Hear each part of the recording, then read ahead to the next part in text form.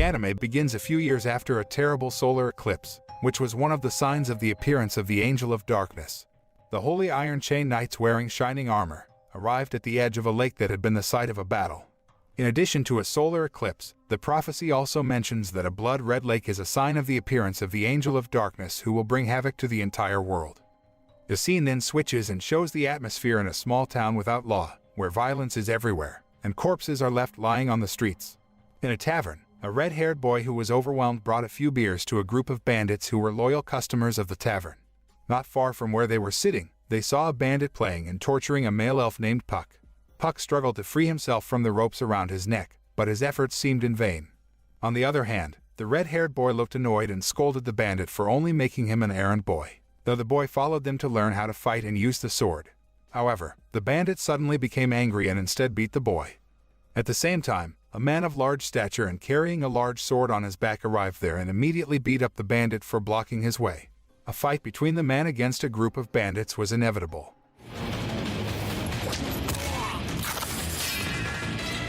However, the man named Guts managed to win the fight and gave some money to the tavern owner for the losses caused by their fight. After buying a bottle of water for the trip, Guts left. In the evening, Guts decided to rest in the middle of the forest and make a bonfire to warm himself. While eating his meal, Puck, who had managed to break free, appeared before Guts and continued chatting about his life story. Puck then warns Guts about the bandits hiding in the forest and asks him to be careful. However, Guts, annoyed that Puck didn't stop talking, threatened to burn him if the elf continued to bother him. Fearing Guts, Puck finally walks away from him. Long story short, when Guts continued his journey by walking through the woods in the middle of the night, he met an old man named Adolf and his daughter, Colette, who offered him a ride. However, Guts immediately rejected the offer for the safety of the old man and his daughter while telling him that he was being watched by evil spirits who could endanger their lives. However, Adolf insisted that he would be fine because he believed in Almighty God. On the other hand, Puck, who was near Colette, mocked Guts with a ridiculous facial expression until Guts finally decided to accept the offer from Adolf after several pairs of red eyes glared at him from the darkness of the forest behind him. Colette then offered Guts a bottle of wine to warm him up, but Guts refused because he didn't want to dull his senses in a situation to watch out for like this, especially when he was being targeted by an evil spirit. Colette, who saw Guts' prosthetic arm, seemed curious about it and asked him. Guts says he lost his left arm in the fight. After introducing themselves, Colette then complimented Guts for defending Puck and the red-haired boy at the tavern. Knowing that Guts is a mercenary, Adolf tries to advise him to choose another profession that does not involve violence. However, Guts had chosen his own path in life because he was destined to fight the evil spirits. As Guts drifts off to sleep, he experiences nightmares that give rise to painful flashes of the past when the woman he loved, Casca, was harassed by Griffith. Guts, who angrily called Griffith's name in his dream, then woke up and managed to kill an evil spirit embodiment monster that attacked him. The incident wakes Puck and the others who wonder where the monster came from. Guts explained that the monster was an evil spirit that was born from a nightmare and made human fear as its food. Realizing that the evil spirits targeting him were getting closer, Guts then prepared and took his sword to face them. Guts tells Adolf and the others that the evil spirits come from the spirits of dead humans. Since the forest they were currently in was the former of a great battle in the past, the evil spirits targeting him might be countless. Guts then asked Adolf and Colette to stay in the carriage. However, because of the evil aura enveloping the place, their horses became restless and tried to free themselves from the reins. Adolf and his daughter were desperate to get out to calm their horses. But then, herds of armed demon skeletons attacked from all sides, killing them. Guts tried his best to defeat the herd of demon skeletons. Puck, who saw Guts surrounded by a herd of demon skeletons, suggested that he just run away. However, Guts told the elf he was used to dealing with them. He then took out a large sword, his main weapon, which could slay the demon skeletons with one slash.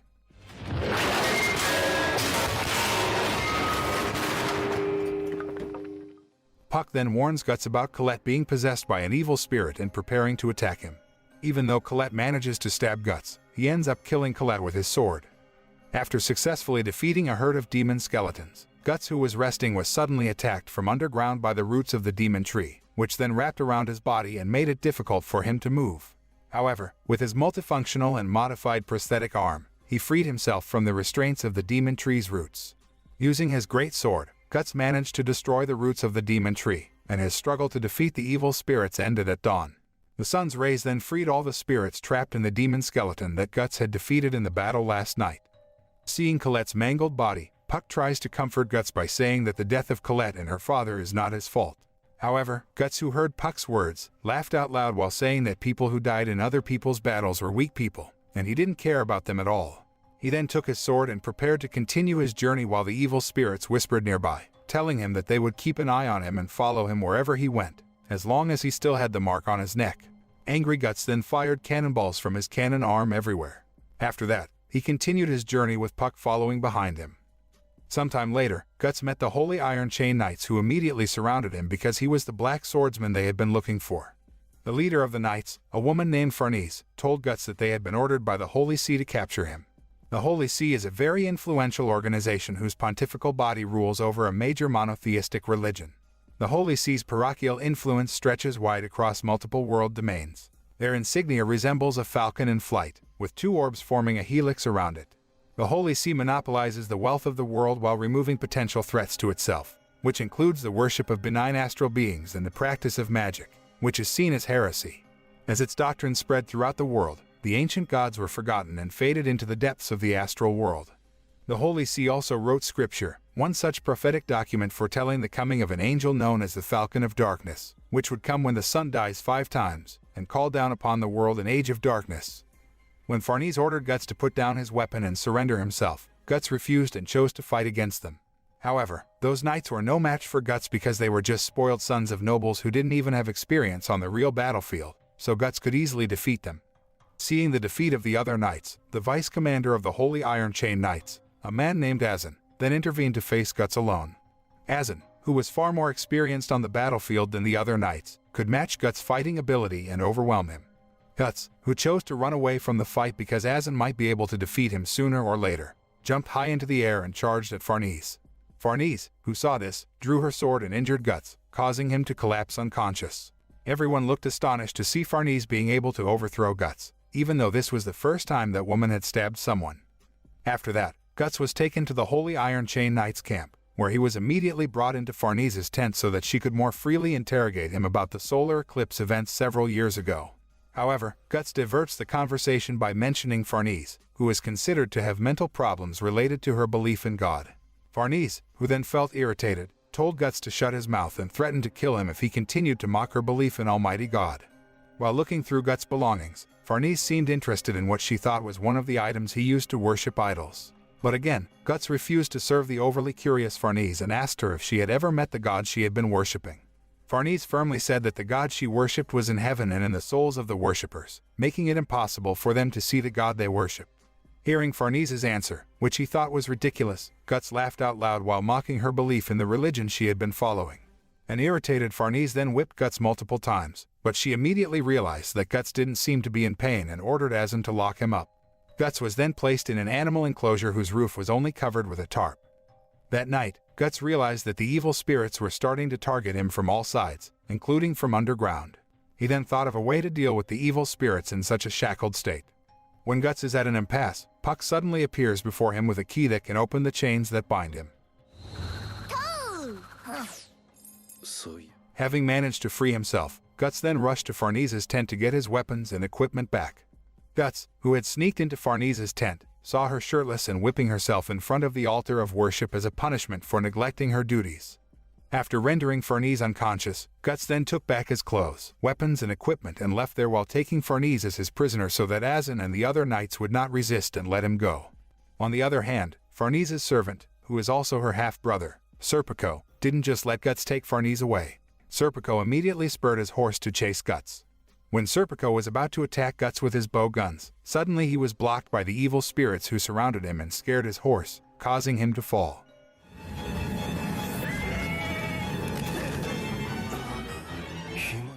Meanwhile, Puck, who saw the herd of evil spirits getting closer to them, warned Guts to prepare for their attack.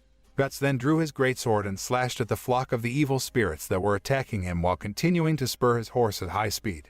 Farnese, approached by one of the evil spirits, seemed shocked because of their terrifying appearance. She turned out to be the first time seeing the evil spirits, which Guts referred to as a miracle sent by God to this world. Meanwhile, Serpico, who was watching Guts from the top of the hill, estimated that he was heading to the abandoned area of the Lansdowne Manor complex. The castle was once built by a nobleman to channel his hobby of hunting and relax to relieve his work's boredom and fatigue. 5 years ago, there was a big fire incident that killed the nobleman and all his employees. Guts finally got there. However, upon entering the castle grounds, the horse revolted, which caused Guts and Farnese to fall. Not long after, a pack of dogs possessed by an evil spirit appeared and surrounded the two of them. Guts then told Farnese that the herd of demon dogs was a true miracle. As the herd of dogs grew in number, Guts then took Farnese and his horse to enter the castle and find a hiding place. However, the herd of demon dogs managed to barge in, so Guts couldn't help but confront them. On the other hand, a frightened Farnese flees into a dark alley, where she meets a wrinkled dwarf who claims to be the dog's caretaker. Farnese then asks the man to untie the knot. Seeing Guts massacre his dogs, the dwarf suddenly felt angry and vowed to kill him for what he had done to his dogs. Guts seemed to have realized that the man was the one who killed the owner of the castle and everyone in it. However, the dwarf man told him that he did not kill them but preyed on them. The midget man seemed interested in Farnese and wanted to prey on her, but before he could do so, Guts had already stabbed the midget in the mouth, revealing his true form, a monster. Guts and the monster then engage in a fierce battle. As Guts battles the monster, Puck approaches the statue of a woman's face at the top of the stairs. Puck initially felt something odd with the statue, then touched it. With his strength, Puck was able to find out the past of the owner of the mansion and what terrible events happened to them because apparently, the statue is a piece of the owner's daughter's body. In the past, that young girl was the only person who treated him kindly and gently. However, because of his extreme hatred for the master, he made the young girl a sacrifice to the god Hand, a quadrumvirate of demon sovereigns who act as executors of the idea of evils will under their desires being intrinsic to the entities. Feeling guilty after killing someone who had been so kind to him, the monster then made a display statue of the young girl's body. Puck, who touched the display statue, managed to distract the monster's attention so that Guts could knock it down. When the monster is helpless, Guts then tortures the monster to get information about God Hand and then kills the monster when he doesn't get any information. On the other hand, Farnese had apparently fled from there as Guts interrogated the monster, being confronted by a horse possessed by an evil spirit. Luckily, Guts got there in time and saved her after decapitating the horse with just one slash of his sword.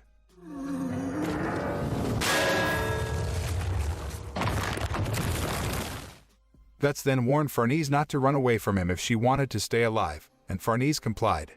As they walked down the dark alleys of the castle, Farnese looked frustrated and disappointed in herself because she was more focused on running away than praying and asking Almighty God for help, whereas all this time, Farnese had thought of herself as an obedient servant to the god. However, in that doubt, Farnese was possessed by an evil spirit that tested her faith in God, revealing the darkest secret of Farnese, who recently whipped herself not because of penance for the mistakes she had made but because of sheer desire when faced with shirtless Guts. Farnese, whose faith had faltered for a long time, then gave in to the evil spirit that had suddenly taken over her body. She then attacked Guts while seducing him. However, Guts knew that Farnese had been possessed and chose not to act rashly. Before long, dawn broke, and the sun shone through the hole in the wall, illuminating the dark passage. Farnese finally came to her senses because the evil spirit that possessed her body had disappeared. Realizing what she was about to do while being completely naked, Farnese screamed and burst into tears. At the same time, Serpico finally arrived there and immediately helped Farnese. Serpico then tells Guts that he will not catch him this time and lets him go. However, Serpico surprises Guts with his ability to wield a sword. He then said goodbye to Guts and followed Farnese, who had walked away. Puck, who saw them off, then told Guts that he felt a deep sadness radiating from Farnese as if she was trapped in an invisible prison. The scene then switches and shows the residents of the city of Windham who gather in the palace square because they are worried about the king's deteriorating health condition.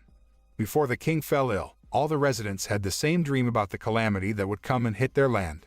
Not only do they have terrible nightmares, but the residents also have dreams that indicate the arrival of the Falcon of Light, who will get rid of the Age of Darkness, stop all disasters from happening, and save them all. The scene turns to the present. At the end of his life, in a dying and weak condition, the king calls out the name of his daughter, Charlotte, and asks to be reunited with her. A general named Laban tries to convince Charlotte to leave the room and meet her dying father. However, Charlotte refuses to meet the king she no longer considers a father and still misses Griffith, the only man she loves. When death came upon him, the king called out Griffith's name, and outside the palace, the bell rang several times, signaling that the king had died. When all the inhabitants of Windham mourn the death of their king, their enemy, the Kushan army, appears on the horizon.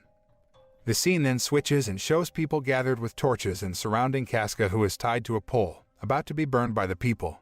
But as it turned out, the sight was just a nightmare experienced by Guts, who fell asleep while leaning against a large pile of rocks. Guts, who then got up from there, saw an evil spirit that resembled Casca's face from inside the rock crevice. The evil spirit warns Guts about the imminent disaster in the Holy Land and asks him to hurry there. Hearing this, Guts immediately realized that the disaster might be related to the nightmare he was experiencing and also related to Casca. Guts rushed to a place where he met a little girl named Erica, who nursed Guts back to health while he was unconscious after the horrific events of the solar eclipse. Erica, who was very happy with Guts' return, then took him to her house to meet Rickert, a boy whom Guts had saved in a battle some time ago. Rickert, who had seemed happy when he met Guts, turned gloomy and looked down sadly when Guts asked about Casca's condition. Rickert informed that Casca had left. Knowing that Casca had disappeared somewhere, Guts was instantly furious and scolded Rickert. However, Erica then defends Rickert and reveals to Guts that Casca's disappearance was her fault. Rickert informed that a month ago, Casca's condition had worsened, so Erica took the initiative to comfort her by taking her for a walk in the forest. When Erica was careless, Casca suddenly disappeared. Hearing this, Guts then blamed Rickert for not trying to find Casca. However, Erica then blames Guts for choosing to go and abandon Casca for the past 2 years. Erica informs that Rickert has been trying to find Casca all along, and he could have looked for Casca further afield. Still, Rickert realized he had to go back because he didn't want to leave Erica and her adoptive father, Godo, lying in bed sick upstairs.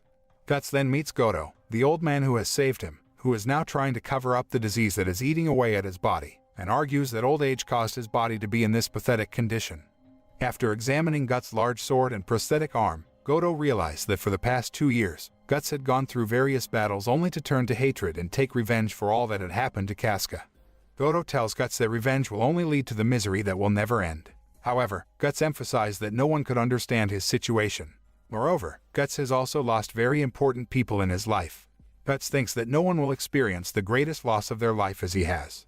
Hearing this, Godo said that Guts was selfish because he chose to leave Casca 2 years ago, even though at that time, Casca was in the worst condition of her life due to trauma after experiencing a very terrible event. Instead of accompanying Casca and always by her side, Guts chose to run away, allowing himself to be ruled by his own hatred. Godo then questions whether Guts still deserves to talk about revenge for what happened to him after Guts chose to leave Casca alone to face the trauma and endless suffering. Hearing Godo's words, Guts couldn't help but be silent and unable to reply to the old man's words. After that, Erica and Rickert took Guts to the edge of a cliff, where many swords were stuck in the ground. Rickert told Guts that he had forged all the swords and placed them there as symbols of the graves of the soldiers who had fought with him some time ago, even though they were not buried there. Guts then turned to Rickert and looked at him with admiration, for he had grown old enough to endure the death of his friends and find a way to start a new life, while he is still sinking in the puddle of guilt and ambition for revenge. That night, Guts, who couldn't close his eyes without his sword near him, recalled the terrible events that had befallen Casca and realized that for the rest of his life, he would not be able to rid himself of it, so he was determined to face it all on his own. Guts is then determined to find Casca, saving her because he doesn't want to lose the most precious person in his life anymore. On the other hand, Rickert, who was repairing Guts' prosthetic arm, was surprised by Godo's appearance, who forced himself to forge Guts' greatsword, even though he was seriously ill. In fact, Godo not only forged Guts' sword but also made a new suit of armor for him. After Rickert repaired his prosthetic arm and provided some supplies for his journey, Guts then told him that he was going to the nearby Holy Land. Rickert points out that the Holy Land Guts was referring to was probably an old church called St. Albion, also known as the Tower of Conviction, filled with refugees. Knowing there were rumors of the witch trial being held soon, Guts felt certain that Casca was there, according to his previous vision. Rickert begs Guts to find Casca and bring her back to them. After saying goodbye to Godo and Rickert, Guts rushed off to St. Albion. Meanwhile, the Holy Iron Chain Knights were seen making a convoy to St. Albion elsewhere. Farnese, who was at the forefront leading the convoy, looked gloomy as she was still thinking about the terrible events she had experienced with Guts.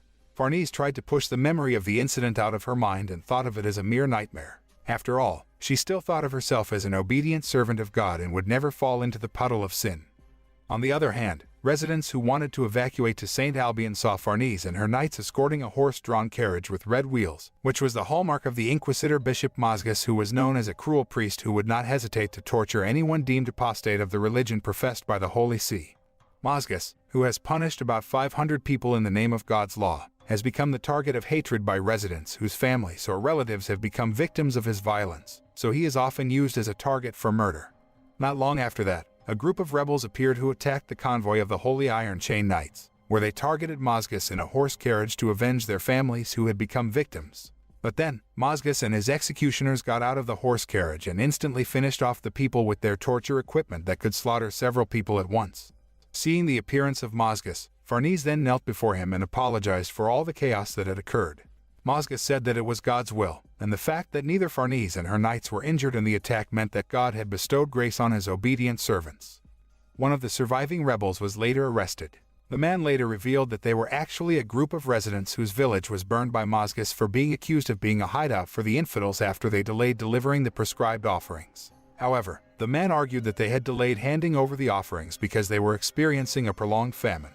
Mazgas instead told the man that the disaster that hit their village was God's punishment because they were infidels. Hearing this, the man immediately questioned God's law, which had always been touted by Mazgas, which he thought was very deviant. Because the man questioned God's law in front of him, Mazgas then became very angry and hit a very thick holy book on his head. Mazgas then asked his executioners to immediately conduct a simple trial of the man with the torture tools they had prepared. The gruesome sight clearly made everyone who witnessed it shudder in fear. But that was not the case with Farnese, who seemed to be enjoying the suffering and pain the man was in. When an old man who was one of the rebels was about to go to trial, he tried to run away and hit a woman, who was none other than Casca. Luckily, a woman named Luca standing nearby helped Casca and said she was not part of the rebels. After that, Luca took Casca away from there. The scene then switches and shows a red-haired boy who is being confronted by bandits in an abandoned village. The boy named Isidoro managed to get the remnants of food left by the residents, but the bandits intended to snatch the food. Isidoro insisted that he would not share the food with anyone because he had gone to great lengths to get it. The bandits then threatened Isidoro, so he had no choice but to hand the food over to them. However, after the gang of bandits ate the food, they immediately became sick and vomited because, it turned out, Isidoro had poisoned the food. Isidoro then revealed that he had anticipated this, so he hid his food under his clothes to prevent it from being stolen. Since the bandits had been poisoned, Isidoro could easily defeat them. However, when other bandits arrived and asked Isidoro what had happened to their gang, he lied by saying that they had been attacked by the Kushan army, the enemy of the Kingdom of Midland. Not long after, the Kushan soldiers arrived there and immediately slaughtered the bandits. Isidoro, surprised by the sudden appearance of the Kushan soldiers, then rushed to hide before they killed him. When one of the Kushan soldiers was about to kill Isidoro, Guts arrived there after a long journey. Isidoro immediately recognized Guts because they had met at a tavern some time ago when Guts saved him. Guts, who was walking in such a hurry, then asked the Kushan soldiers to get out of the way because they were blocking his way. However, the Kushan soldiers attacked Guts instead, leaving him no choice but to draw his greatsword and slaughter them all. Isidoro was so astonished to see Guts' action that he could finish off the Kushan soldiers very easily without anyone's help, then decided to follow him. Meanwhile, several people from the Bakiraka clan were observing Guts on a hill not far from there. Bakiraka is a clan of assassins within the Kushan Empire, led by Silet. Several years ago, Silet had fought with Guts and was defeated by that man. For this reason, Silet decided not to fight against Guts when he massacred the Kushan soldiers and wisely told his bodyguards that they might be able to beat him, but not without suffering losses. The scene turns to the refugee camp near the Tower of Conviction, where we can see the refugees whose conditions are very pathetic due to rampant hunger until, one by one, they finally die. The hungry refugees even dared to intercept the royal guards who were about to send food to the Church of St. Albion because they could no longer endure hunger for days. One of them was a woman who wanted to feed her toddler son. Seeing the refugees stealing food, Farnese then lectured them on behaving like honorable and obedient servants of God, and stealing did not reflect oneself as an obedient servant of God. However, the woman then begged Farnese to let her take the food because her son was dying and needed help as soon as possible. Not long after that, Mazgas arrived there and instead appreciated the woman's actions because she was desperate to steal to save her son. Mazgas then ordered Farnese and her knights to bring the woman and some of the people who committed the theft into the church. The woman's child immediately received the best treatment and care from the doctors in the church. Mazgas also informed that he had sent a letter to the leadership of the Holy See asking them to deliver food supplies to the refugees in St. Albion. Hearing this, the woman then thanked Mazgas for being so kind to them. However, Mazgas told the woman that as a believer in God, she had to do something first. Mazgas then took Farnese and the woman to a room where he tortured several people. They looked shocked and frightened to see the horror before them, where the executioners of Mazgas were torturing the people who had committed the theft. Mazgas told the woman that she had done a commendable deed to save her starving son. However, the woman had also committed the sin of stealing food supplies that were about to be delivered to the church. Because of that, she had to atone for her sins by being tortured in that place. After that, The arrests of people who were considered infidels or committed sins continued to be carried out by Farnese and her knights in the refugee camp. They take turns patrolling to keep an eye on the refugees living around the Tower of Conviction. Meanwhile, Luca was seen doing her job as a prostitute in one of the refugee tents. She had a regular customer, a man named Jerome, who was both a noble and one of the Holy Iron Chain Knights. While making out, Luca and Jerome were surprised by the sudden appearance of Casca in their tent. Luca introduces Casca as Elaine because she doesn't know her real name and tells Jerome that Casca is her sister who suffers from a certain disease that requires some parts of her body, including her face, to be wrapped in bandages. However, Luca did that to hide a strange mark on Casca's body. She worries about Casca's safety, choosing to cover the mark because she doesn't want Casca to be considered the witch and punished by Mazgas. After Jerome paid for her services with a pearl necklace and some gold coins, Luca summoned the young women who were her juniors in the profession. Despite living in a refugee camp with a standard of living below the poverty line, Luca is one of the few people who still have the conscience to make those around her happy by setting aside a portion of her income to help residents in need and listening to the complaints of those around her people. As much as possible, she encourages them to continue living and not succumb to the suffering or poverty they experience.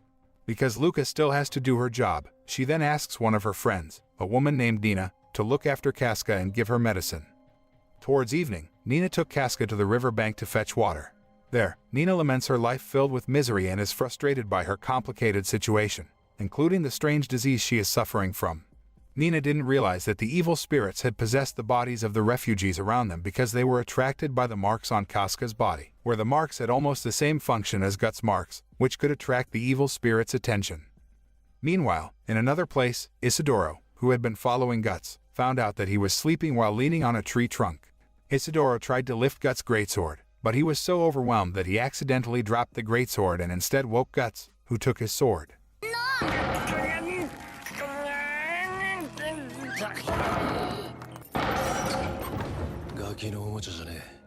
Guts then asks Isidoro why he followed him, to which Puck assumes that Isidoro wants to be Guts' apprentice. However, Isidoro insists that he doesn't want to be anyone's disciple or be tied to anything, as he only believes in himself. Hearing this, Guts smiled faintly because Isidoro reminded him of the past, who also never trusted anyone and didn't want to be attached to anything. Guts then asked Isidoro to stop following him because it would be very dangerous to be around him, especially at night. However, Isidoro refused Guts' request, so Guts couldn't help but show why he asked Isidoro to stop following him.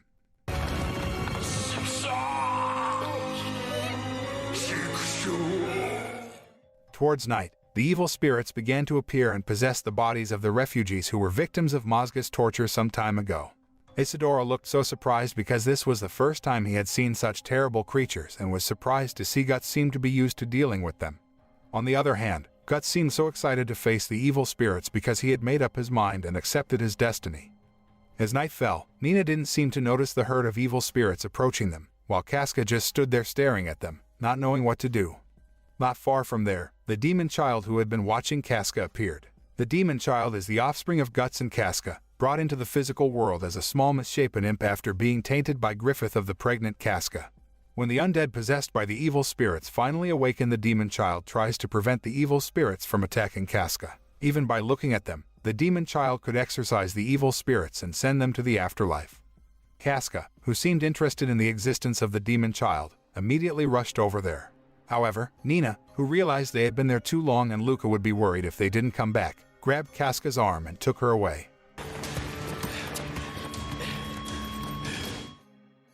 Elsewhere, Guts, who managed to defeat his enemies, then rushed to St. Albion because he wanted to save Casca immediately. But on the way, he crosses paths with the Skull Knight, who reveals the God Hand are using St. Albion as the site of a ritual to restore Griffith's corporeal form. The Skull Knight then tells Guts that his dream about the Falcon of Darkness is an omen of the appearance of a figure who will bring disaster to the entire world. Furthermore, the Skull Knight tells Guts that he and Casca will again be involved in a terrible event that is not much different from before and that no one will be able to stop this terrible event from happening.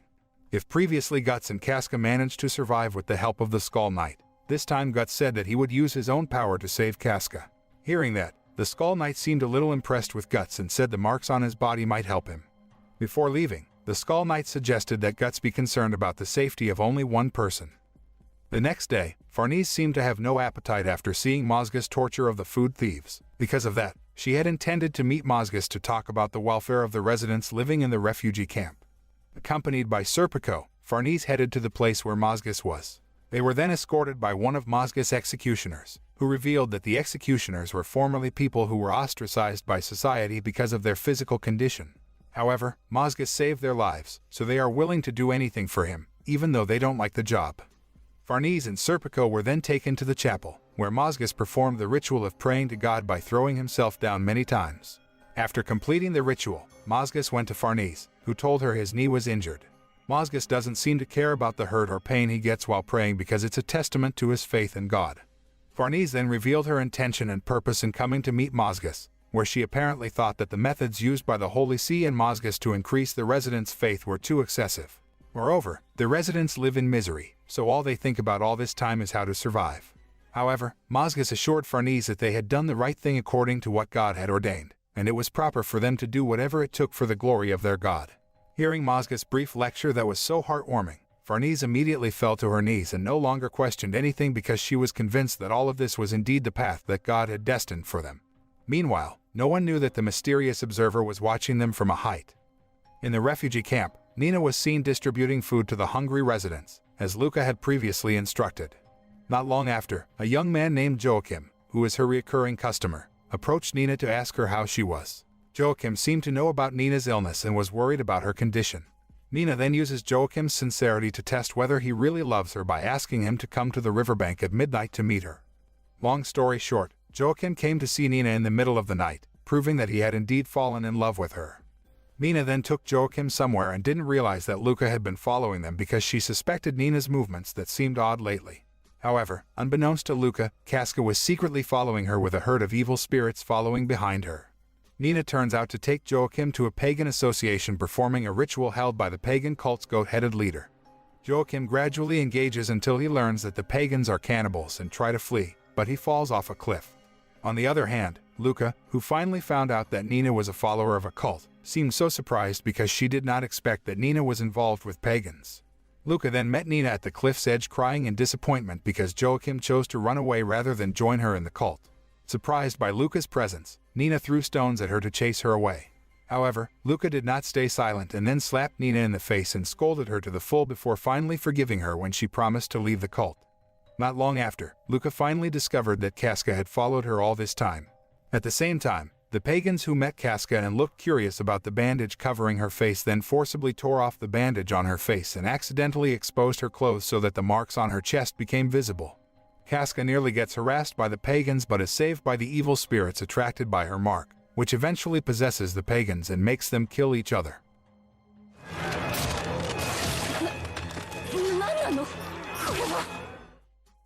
Shortly afterwards, the demon child arrived and expelled the evil spirits. The surviving pagans who saw the incident assumed that Casca was a witch and prostrated to worship her. Meanwhile, Joachim apparently managed to survive after falling from a cliff, and the mysterious observer watched him for a moment before finally leaving. The next day, Luca is surprised by the people who keep coming and giving gifts to Casca because they think she is a witch who can save them from the cruelty of Mazgus. On the other hand, Nina was afraid that Mazgus and the Holy Iron Chain Knights would arrest and punish them if Casca stayed with them. Nina then asks Luca to leave Casca. However, Luca firmly refused Nina's request. Not long after that, they received news that one of their friends, a girl named Pepe, had been arrested by the Holy Iron Chain Knights for committing a sin. Luca then rushed there and helped Pepe, who was being whipped by one of the knights. But then, Guts arrives there and saves them both while asking the man about a woman with a chest mark. Since the knight knew absolutely nothing about Casca, Guts killed him and slaughtered the other knights. Knowing that Guts was looking for Casca, Luca then told him that she knew the woman Guts was looking for and took him to her tent. On the other hand, Nina, who was so scared that sooner or later, the news about Casca having the markings of a witch would be found out by the Holy Iron Chain Knights, then rushed to take Casca away from there before she caused them all big trouble. Luca and Guts finally arrived and found the tent empty, indicating that Nina intended to run away by taking Casca away from there. Nina and Casca accidentally meet the pagans who apparently intend to kidnap Casca because their leader wants to make her his bride. Meanwhile, Guts and the others then split up to look for Casca's whereabouts. Isidoro and Puck, who were exploring the refugee camp near the hill, accidentally saw two women who were about to be taken away by a group of people. Thinking that one of the women might be the woman Guts was looking for, they both decided to follow them. Elsewhere, Farnese is visited by Joachim, who confesses that he has been kidnapped by the pagans and then tells the location of the pagans' hideout. Not only that, but Farnese also got word from one of her men who told her that Guts had arrived there and killed several knights. Knowing Guts' presence there, Farnese couldn't help feeling both angry and ashamed at herself for almost surrendering her chastity to Guts. However, this time she had to focus on stopping the actions of the pagans who dared to take the risk of holding a devil worship ritual around the area of the Holy Land, which was always blessed by God. Long story short, Isidoro and Puck finally arrive at the cave, where the pagans will begin the marriage ritual between Casca and their leader, the Great Goat. Casca is dressed so beautifully, while Nina will be used as a sacrifice in the ritual. Not just standing still, Isidoro then distracted the pagans by throwing stones at them. He was simply doing it to buy time while Puck rushed to tell Guts where Casca was. At the same time, Farnese and her knights arrived at the cave after following Joachim's instructions. However, they were surprised by the pagans who suddenly went crazy and attacked them all. It turned out that the pagans had been possessed by the evil spirits because they were attracted by the marks on Casca's body, so a fierce battle between the Holy Iron Chain Knights and the pagans was inevitable. Seeing Casca and Nina surrounded by the pagans possessed by the evil spirits, Isidoro did not stay silent and rushed to save the two of them.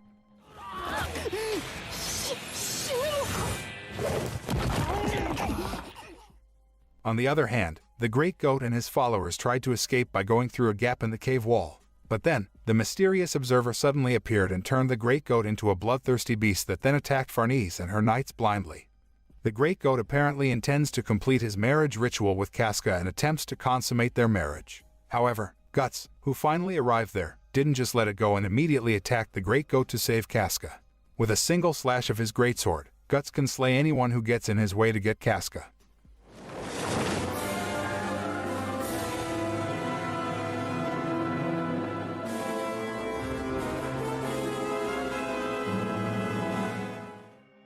Guts then told Isidoro to take Casca and Nina away through a gap in the cave wall while he would face the Great Goat, who turned out to be quite difficult to beat after gaining demonic powers.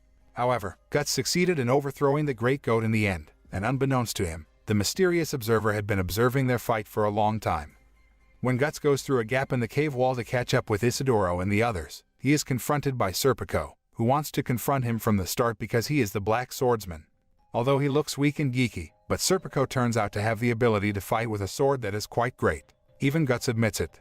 Moreover, Serpico also fought using his intelligence, so that some of the attacks he launched were completely unpredictable for Guts, and several times caused Guts to be cornered. However, Serpico still underestimated Guts because he did not predict that Guts would block his sword attack with his own hands. When the situation is desperate, Serpico slyly steals the explosives brought by Guts and manages to escape from his attack by hiding behind rocks. Meanwhile, Isidoro and the others arrived at the end of what turned out to be a dead end. However, they found a rope long enough, which they could use to descend to the bottom of the abyss. Nina, who had already arrived at the bottom of the abyss, was surprised by Joachim's appearance, who immediately went to inform Farnese and her knights of Nina's whereabouts. Not long after, Farnese and her knights arrived there and immediately arrested Nina. Seeing that her friend was caught, Casca did not stay silent and tried to help her, although in the end, she was also captured by Farnese and her knights. Isidoro, who was still on the cliff, then went into hiding and couldn't do anything because he didn't want to be caught. Guts, who arrived there and found out that Casca had been caught, then became angry and scolded Isidoro. However, Guts soon realized that Isidoro was just a boy who wouldn't be able to take on Farnese and her knights alone. That evening, Guts and Isidoro rushed to St. Albion, accompanied by Luca. In the monastery, Nina looks frustrated because of the misfortune that has befallen her after meeting Casca. However, seeing Casca, who doesn't understand anything because she has a mental illness, Nina then feels guilty and apologizes to her. Soon after, one of Mazgas's men arrived and took Nina away because he thought that Nina was the witch. Nina is taken to a torture chamber, where she will be punished for having allied with the devil worshippers. However, Nina tries to defend herself by telling them about the incident in the cave some time ago, and telling them that Casca is the real witch. Meanwhile, Guts finally arrived at St. Albion, sensing an extremely terrifying demonic presence in that place. With the help of Luca's acquaintance, they finally managed to infiltrate the church, where Guts then ran quickly to find Casca's whereabouts. On the other hand, Mazgas, who removed Casca's clothes and saw the marks on her body, firmly stated that Casca was a witch and ordered her executioners to torture her with an Iron Maiden. However, once Casca was placed in the Iron Maiden, the marks on her body awakened the spirits of the victims who died in the torture chamber, who have now become evil spirits because they harbored such deep hatred for Mazgas and his followers. Because of the large number of evil spirits who were victims of Mazga's torture, they could even coalesce and become a huge, terrible monsters. Farnese and the others tried to escape from there, ignoring Casca, who was slowly being swallowed up by the evil spirits. Meanwhile, Luca finally meets Jerome, who leads them through the halls of the church to find the whereabouts of Casca and Nina. Guts then ambushes Farnese and forces her to escort him to where they are holding Casca. Arriving at the torture chamber, Guts and Farnese were shocked when they saw the people who didn't have time to escape had melted into a very pathetic condition. Puck then tells Guts that Casca was not injured in the evil spirit's attack because she was apparently protected by the demon child. Elsewhere, Luca and the others managed to find the whereabouts of Nina locked up in prison and instantly free her. However, when they were about to head to the torture chamber to save Casca, they were confronted by a terrible monster who was a collection of evil spirits. Meanwhile, Mazgas, who was already in a state of urgency, was visited by the mysterious observer, who then gave him demonic powers. However, Mazgas thought that the power he had just obtained was a gift from God because he had been his obedient servant all this time, and still thought that Casca was a cult witch who should be punished immediately. Luca and the others try to save Casca from the hands of Mazgas. However, Mazgas could share his demonic power with his executioners, so they became pressed and caused Luca to fall from a height. Nina and Jerome tried to grab Luca's hand, but she chose to sacrifice herself rather than make Nina and the others fall to the bottom of the abyss. When Luca had given up on her life, suddenly appeared the Skull Knight who rushed to save her. At the same time, Guts arrives there and manages to save Nina and the others. When trying to save Casca, who is now being held captive by Mazgas, Guts immediately finds out that Mazgas and his executioners have obtained demonic powers, just like the Great Goat, so Guts is quite overwhelmed against them. Meanwhile, the Skull Knight who had saved Luca brought her to the bottom of the ravine on the edge of St. Albion, which turned out to be where Mazgas dumped the bodies of torture victims. The Skull Knight then dismounted from his horse and drew his sword towards the darkness before him as if challenging the mysterious observer who had always been hiding in the dark. The mysterious observer finally showed his true form, which turned out to be an egg, which we will later refer to as the egg, with a pair of eyes that always lurk in the dark. The egg confirmed that the bottom of the abyss was where he lived and then attacked the Skull Knight. However, the attack is only to distract the Skull Knight because the egg kidnaps Luca and takes the woman to his hiding place, which is a cave with a worship altar filled with burning candles. Luca then asked the egg about him, but the egg simply said that he was nobody and never was. The egg then tells that he used to be a man who was always hated and ostracized by everyone because of his physical disability, until one day, he fell to the bottom of a ravine on the outskirts of St. Albion and was buried by the bodies of victims of Mazgas' torture that were thrown into the abyss. In his downfall, he beheld a highly spiritual stone object used primarily for summoning the god Hand, who promises to grant any wish. He then expressed his wish, namely to incubate a perfect world because according to him, the world they live in now is too dilapidated with destruction and chaos happening everywhere. The man then sacrificed himself by turning into an egg to create the world he wanted. Meanwhile, Guts is still involved in a fierce battle against Mazgas' executioners. At the same time, Mazgas is about to carry out his usual torture rituals to punish women who are considered devil-worshipping witches. Isidoro and Puck tried to stop Mazgas, but he didn't budge, so their efforts were in vain. The scene turns back to Luca, who in the end, finds out that her meeting with Casca and the woman's decision to take Casca to the refugee camp in St. Albion turned out to be destined to fulfill a great prophecy about a savior figure, the Falcon of Light, who would appear soon. Not long after, the Skull Knight finally arrived there to save Luca. However, the egg did not fight because he had fulfilled his duty and chose to tell Luca everything because he wanted someone to listen to him and acknowledge his existence. After the egg flees with only a mortal wound he inflicts on the apostle, the Skull Knight takes Luca to safety as the living mounds of starved corpses rise up. After going through a fierce battle against the executioners of Mazgas, Guts was finally able to defeat them all. However, the evil spirits that had coalesced into monstrous monster forms began to fill the Tower of Conviction and caused the place to slowly begin to crumble. It was a sign of how great the hatred of the countless victims of Mazgas' atrocities that they now rose up and tried to avenge what he had done. However, hatred and revenge spread so quickly, especially when the evil spirits also began to enter the refugees and caused massive chaos in the refugee camps. While the refugees who managed to survive the evil spirits flocked to St. Albion, trying to find shelter in that place.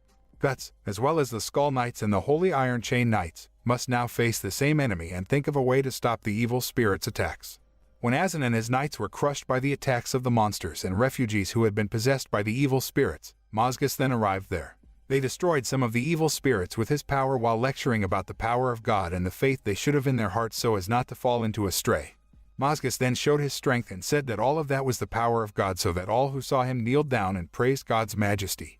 Mazgus then said he would punish Casca because she was the witch who caused all the chaos in St. Albion, and ordered everyone to execute Casca if they wanted to end the chaos and be free from suffering.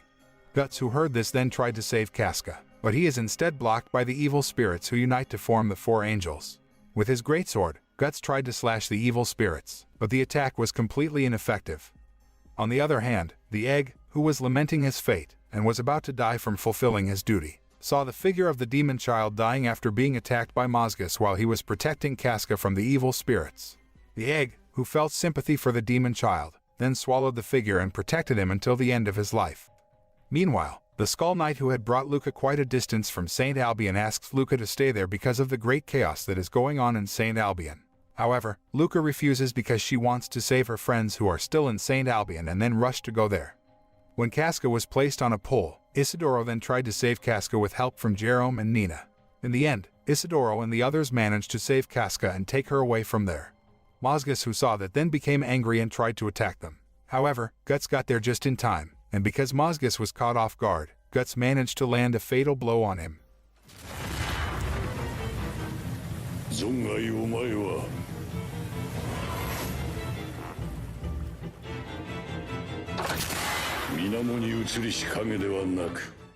Unexpectedly, Mazgus turned out to be transformed into a terrible monster who, ironically, still carries the name of God for everything he does.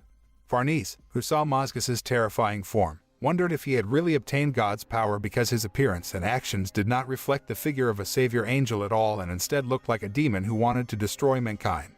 At the same time, Isidoro and the others are attacked by one of Mazgus's surviving executioners, which causes Nina to fall from a height.